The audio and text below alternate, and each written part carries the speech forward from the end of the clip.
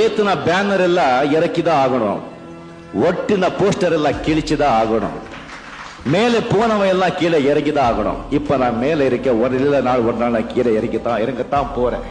அது விதி, நேச்சர். இது நிரந்தரமானது கிடையாது. எது நிரந்தரது? மனிதனா வாழணும்.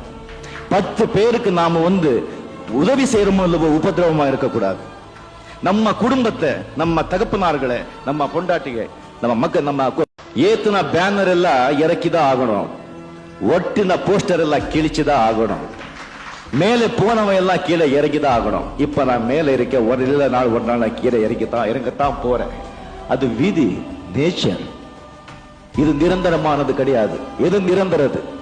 மனிதனா வாழணும். 10 பேருக்கு நாம உதவி செய்யறோமோ உபதிரவமா இருக்கக்கூடாது.